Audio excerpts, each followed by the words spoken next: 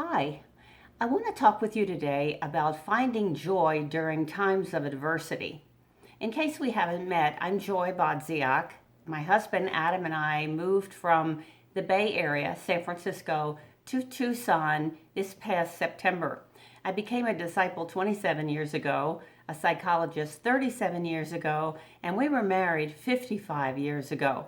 We have one son, Greg, who is married to Al and Gloria Baird's daughter, Christy. As a disciple and psychologist, my specialty is well being, that rich and satisfying life or life to the full that Jesus promises in John 10:10. In fact, my most recent book is called 10 Keys to a Rich and Satisfying Life. So I have three questions for you today. Question number one: have you experienced a rich and satisfying life over the past year? Question number two: how much does your joy level depend on your circumstances? And question number three: what steps can you take to experience well-being and joy even in tough times? I believe that whenever we Christians experience or face obstacles, that's an opportunity for God to teach us something valuable. And the last year has definitely been a great time to learn that lesson all over again. After lots of discussion and prayer, Adam and I decided in January 2020 to seriously consider a move to Tucson. We figured we could afford to retire here, and it's possible that God could use us here in ways that weren't possible in San Francisco. So in February, we flew to Tucson, met with the Skinners, looked for an apartment, and then returned to San Francisco with great excitement and conviction that God was calling us to Tucson. Of course, we know what happened in March. The coronavirus turned the world upside down. On April 1st, I wrote this in my journal: our lives are on hold, unable to list the house, have our garage sale, or move on. I'm feeling frustrated, discouraged, and impatient, but I also realize I'm thinking of these things in a worldly way. I need to be asking, what does God want to teach me during this time? I also need to persevere and trust God's care and His timing. I need to remember Ephesians 1:11, that all things happen just as God decided long ago. If our move is His will, it will happen. Are you feeling stuck? Maybe you're feeling anxious and worried that life will never get back to normal. Are you depressed or down, discouraged, or lonely? These are the feelings I hear from many of my clients. So what do you do with all of these feelings? I like to think of Ephesians 3:16-19 as God's vision for our lives, what He wants to accomplish in us. I'm going to read it out of the Passion Translation and listen for the secrets to victorious living that God gives us for good times and bad. Paul writes, I pray that He would unveil within you the unlimited riches of His glory and favor until, 1, supernatural strength floods your innermost being with His divine might and explosive power. Then, number 2, by constantly using your faith, the life of Christ will be released deep inside you, and the resting place of His love will become the very source and root of your life.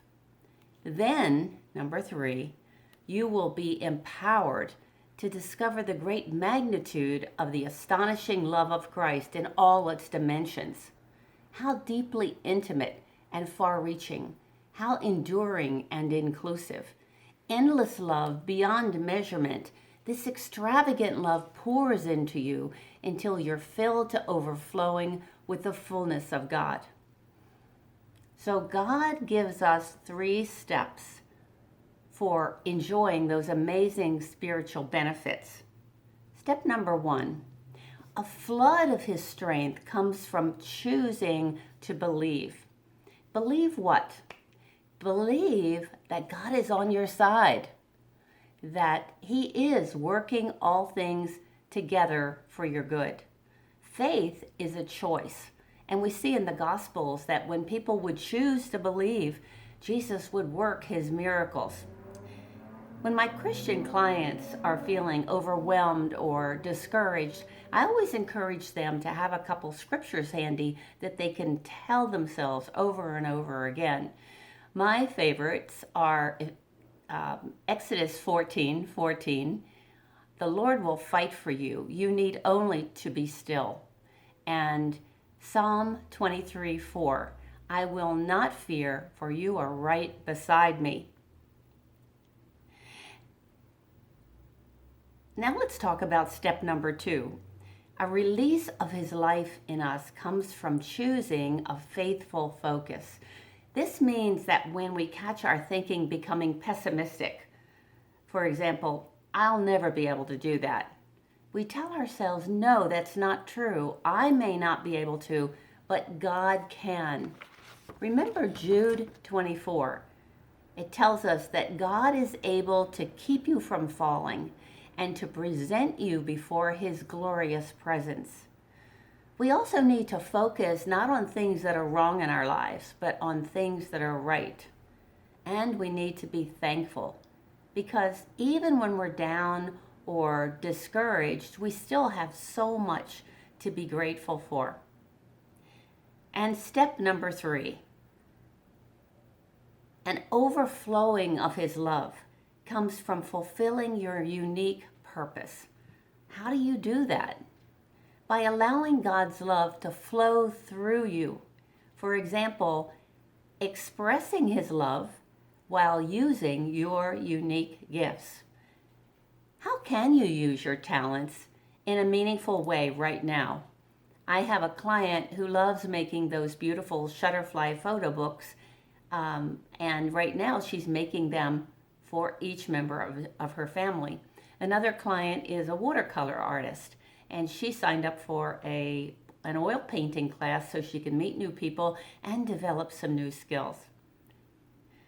So, what about you? What can you do right now to use your talents and your gifts in a meaningful way? Let's summarize our 3 points. 1, just believe. Mark 5:36. 2, only focus on the good. Philippians 4:8. 3, you are loved. Now go and do likewise. John 13:5. If you take these 3 steps and you take the first letters of each of them, they spell the word joy. And these are the steps for experiencing joy even during times of adversity. Thanks for listening.